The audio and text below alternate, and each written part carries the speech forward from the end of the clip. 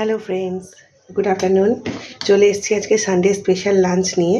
তো আজকে লাঞ্চে কী কী করছি সেটা শেয়ার করছি আপনাদের। এখানে ভাত বসিয়েছি, তার মধ্যে একটুখানি কড়াইশুঁটি দিয়ে দিয়েছি। বানাবো হচ্ছে ফ্রাইড রাইস। এখানে হবে ফ্রাইড রাইস, আর ফ্রাইড রাইসের জন্য এখানে ওই সব ভেজিটেবলগুলো কেটে রেখেছি। গাজর, বিনস, পেঁয়াজ, একটু কাজু কিশমিশ দেবো, সেটাও ভিজিয়ে রেখেছি।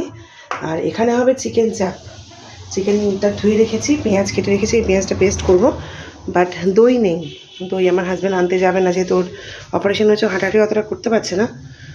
আর আমার এখন আনতে যাওয়ার টাইমও হবে না, তার জন্য আজকে চিকেন চাপ করব, কিন্তু করব টমেটো দিয়ে।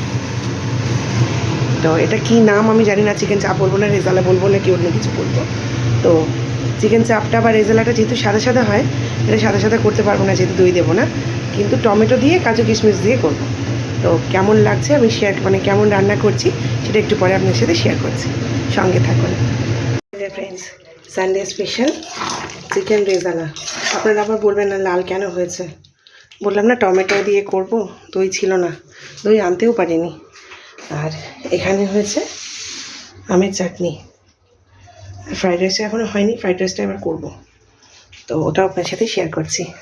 ফ্রাইড রাইসটা প্রথমে ঘি দিলাম একটুখানি, সাদা তেল অল্প একটু স্লাইড ঘি দিয়ে, বেশিটা মানে ঘির পরিমাণটাই বেশি দিয়েছে। তার মধ্যে দিয়েছি আপনার ওই কয়েকটা এলাচ, লবঙ্গ, দারচিনি, কাজু কিশমিশটা ভাজলাম। তারপরে এবারে সব সবজিটা দিয়ে দিলাম, গাজর, বিনস, তারপর আপনার পেঁয়াজ, ক্যাপসিকাম ছিল না। আর ভাতটা এই যে এখানে রেডি করে রেখেছি, কড়াইশুঁটি দিয়েই সেদ্ধ করেছি ভাতটা।